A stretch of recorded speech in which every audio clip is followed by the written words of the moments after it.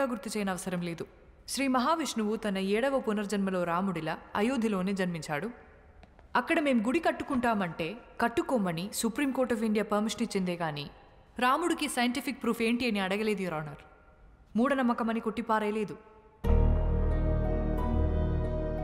1939లో శాంతిదేవిగా తిరిగి జన్మించిన లబ్ధిబాయి కేస్ దేశమంతటా సంచలనమైనప్పుడు అందులో నిజాలు తెలుసుకోవాలని 15 మంది ఇంటెలెక్చువల్స్తో ఒక కమిషన్ వేసి విచారించారు. ఈ దేశంలోకెల్లా అతి గొప్ప లాయర్ మహాత్మా గాంధీ గారు. అంతే తప్ప అది మూఢనమ్మకమని సిగ్గుపడలేదు. ఇన్ఫ్యాక్ట్ శాంతిదేవి నిజంగానే పునర్జన్మ పొందారని ఆ కమిషన్ రిపోర్ట్ ఇచ్చింది. ఆ ఫోటోగ్రాఫ్స్ అండ్ డాక్యుమెంట్స్ మీకు అందజేస్తున్నాను.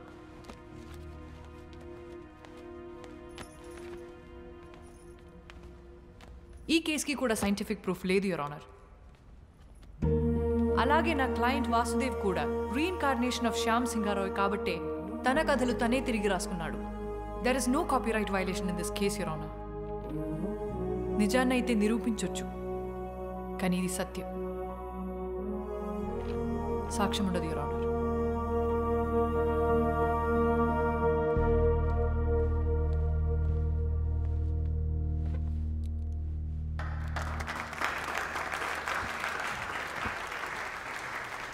The final judgment is adjourned for tomorrow.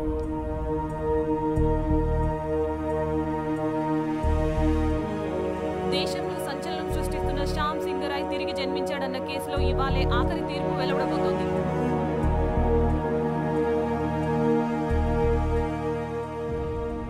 Lawyers ఇద్దరి వాదన విన్న తర్వాత సరైన లాజికల్ అండ్ సైంటిఫిక్ ఎవిడెన్స్ లేని కారణంగా ఈ కేసులో మిస్టర్ సారీ సార్, చిన్న రిక్వెస్ట్. ఎవరైనా ఈయన మిమ్మల్ని కలవాలని రిక్వెస్ట్ చేస్తున్నారు సార్.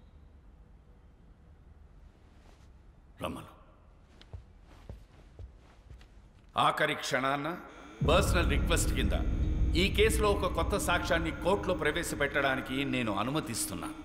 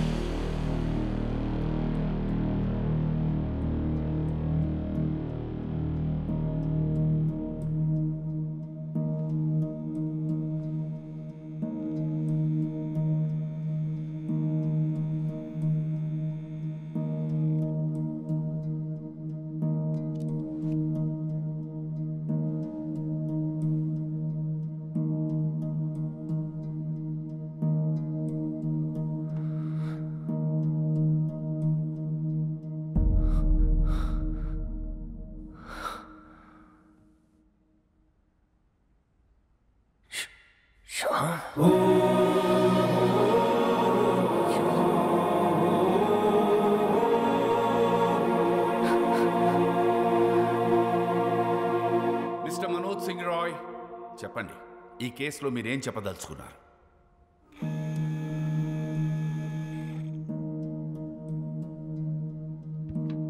వాసుదేవే శ్యామ్ సింగారాయ్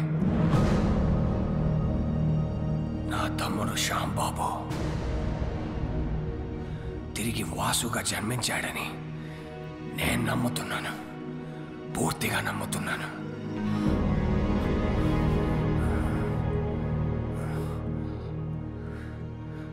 అతనే Shyam Singharoy.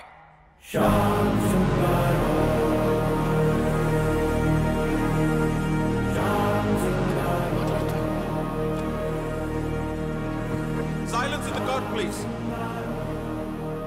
Please, thank you. Pardon me, Your Honor. Mr. Roy, వాసుదేవే Shyam Singha Roy అని 45 years బ్యాక్ మీ తమ్ముడు చనిపోయాడే, వాడు ఇప్పుడు మళ్ళీ తిరిగి పుట్టాడని 85 years ఉన్న మీరు చెప్తున్నారు, మీరు నమ్ముతున్నారు. ఫైన్. కానీ ఇదే విషయం నేను, జడ్జ్ గారు, కోర్టు, ఈ పబ్లిక్ వీళ్ళందరూ ఎందుకు నమ్మాలి? Can you give me one good reason why? Vasu Shyam Singharoy stories copy కొట్టలేదనడానికి మీ దగ్గర ఎవిడెన్స్ ఏదైనా ఉందా? శ్యామ్ సింగ్ రాయ్ వాసుదేవ్గా మళ్ళీ తిరిగి పుట్టాడనడానికి మీ దగ్గర సాలిడ్ ప్రూఫ్ ఏదైనా ఉందా? I'm asking you mister Roy, please tell me. The court wants now. ఉందే, ప్రూఫ్ ఉంది. నాతోనే అంతమవుతుందనుకున్న నిజాన్ని, సింగారాయ్ కుటుంబపు విషపు కోణాన్ని ఒకరు కోర్టులో బయట పెట్టారని తెలిసిన తర్వాత నా కాళ్ళు చేతులు ఆడలేదు.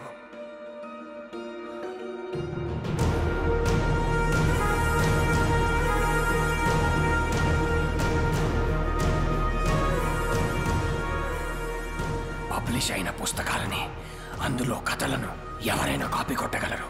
కానీ ఇప్పటి వరకు పబ్లిష్ అవ్వని, నాకు మాత్రమే తెలిసిన ఒక షార్ట్ స్టోరీ, శ్యామ్ సింగారాయ్ ప్రత్యేకంగా నాకు మాత్రమే ఇచ్చిన ఓ చిన్న కథని ఈ వాసుదేవ్ ఎలా షార్ట్ ఫిల్మ్గా తీశాడు.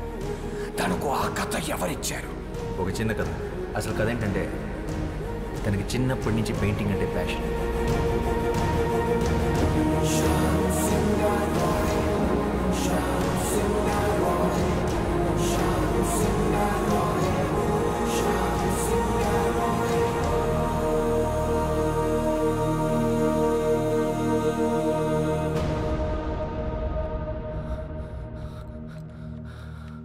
శ్యామ్ తన స్వదస్తురితో నాకు మాత్రమే ఇచ్చిన ఈ కథ.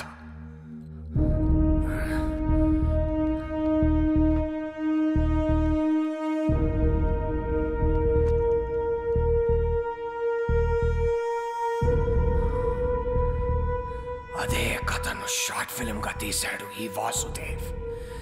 ఎలా?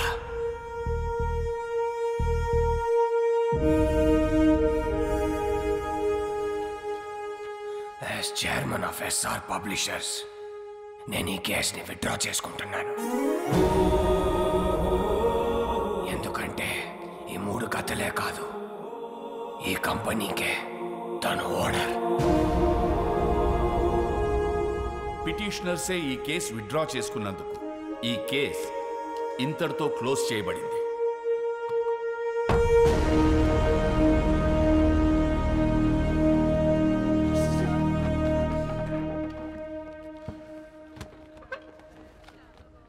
నేను ఓడిపోలేదు, కానీ నువ్వు గెలిచావు.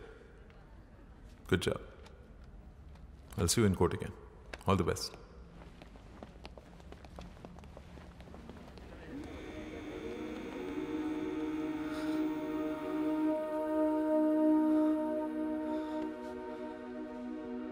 మన్ను,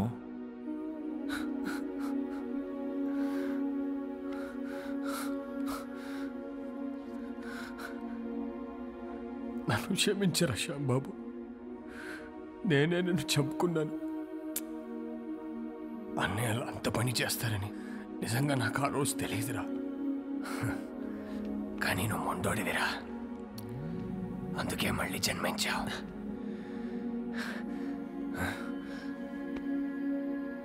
నీ కథలే నిన్ను గుర్తుపట్టాయి, నీ కథలే నిన్ను కాపాడుకున్నాయి.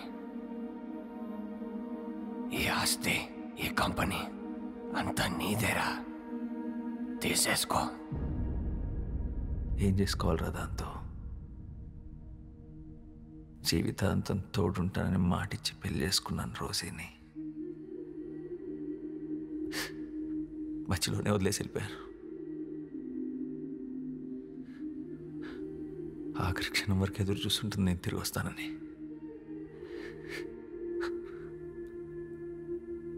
మళ్ళీ ఎందుకు పుట్టాను కూడా అర్థం కావట్లేదురా.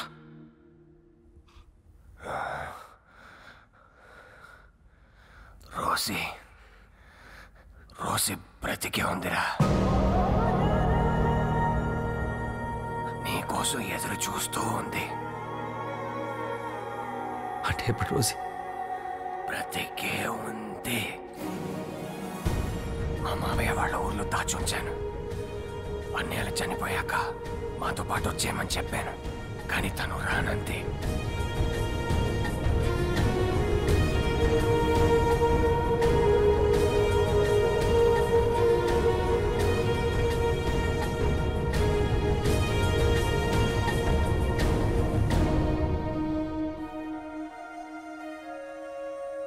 తన సంకల్పం గొప్పదిరా.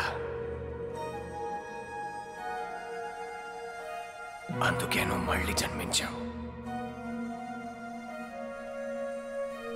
ఇది నీతో చెప్పడానికే నేను ఇంకా బ్రతుకున్నాను అనుకుంటా.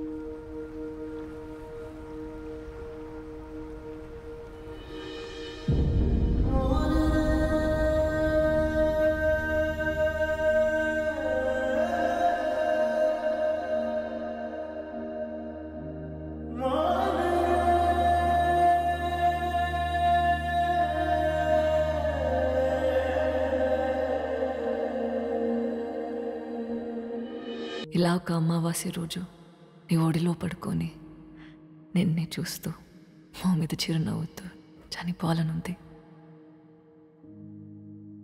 అదే నా ఆఖరి కోరిక.